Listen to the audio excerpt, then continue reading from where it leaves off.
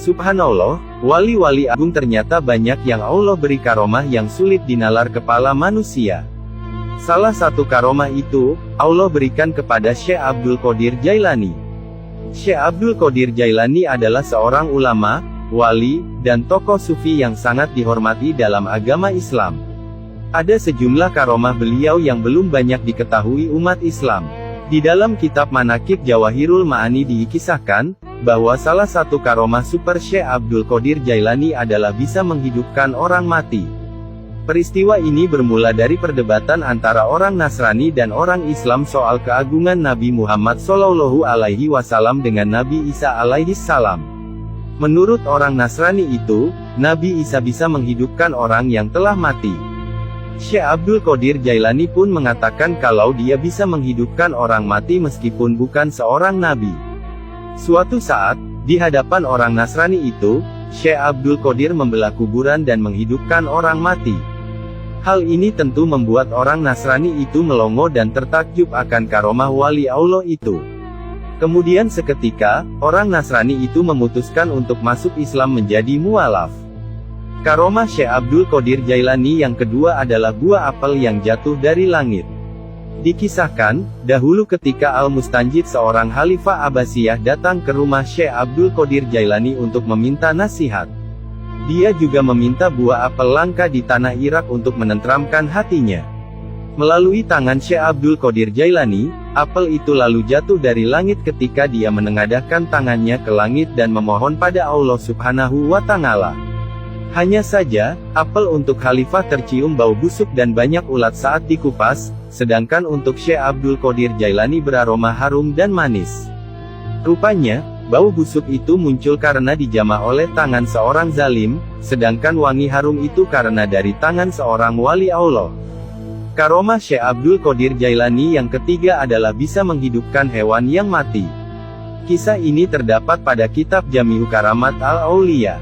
Dikisahkan, dahulu ada seekor burung yang tiba-tiba mati karena kotorannya terkena jubah sang wali saat berwudu.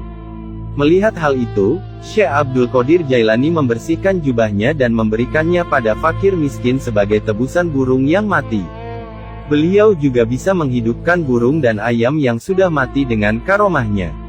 Salah satunya adalah menyambungkan kepala burung yang sudah terputus. Karomah Syekh Abdul Qadir Jailani yang keempat adalah membuat jin takluk dan mengajarinya agama Islam.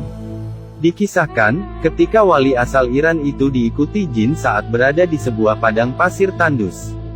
Alih-alih takut pada jin tersebut, Syekh Abdul Qadir Jailani malah mampu mengajari ilmu agama pada jin jahat tersebut. Keagungan Syekh Abdul Qadir Jailani membuat bangsa jin takluk padanya. Karomah Syekh Abdul Qadir Jailani yang kelima adalah bisa berjalan kilat. Dikisahkan, Syekh Abdul Qadir Jailani juga bisa berjalan dengan kilat. Karomah yang satu ini memang sulit diterima akal manusia, namun kabarnya terjadi pada sang wali. Hal tersebut terjadi saat Syekh Abdul Qadir Jailani melakukan perjalanan panjang hanya dengan waktu 1 jam. Padahal, perjalanan tersebut umumnya ditempuh selama 12 hari. Karomah Syekh Abdul Qadir Jailani yang keenam adalah berada di banyak tempat dalam waktu bersamaan. Karomah Abdul Qadir Jailani yang satu ini terkenal di kalangan masyarakat Muslim Iran. Syekh Abdul Qadir Jailani mampu berada di banyak tempat dalam waktu bersamaan. Hal ini bermula ketika dia diundang berbuka puasa oleh 70 muridnya di rumahnya masing-masing. Tidak ada yang mengetahui pada waktu yang sama, Syekh Abdul Qadir Jailani ada di antara mereka dalam waktu bersamaan. Karomah Syekh Abdul Qadir Jailani yang ketujuh adalah bisa menghentikan hujan. Dikisahkan, Syekh Abdul Qadir Jailani juga mampu menghentikan hujan saat berceramah. Menurut Syekh Ali bin Musafir, peristiwa ini bermula saat orang-orang meninggalkan majelis ketika hujan turun lebat.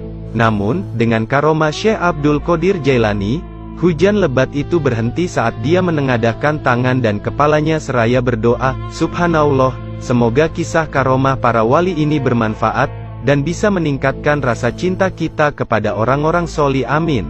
Wallahu a'lamu bishawab.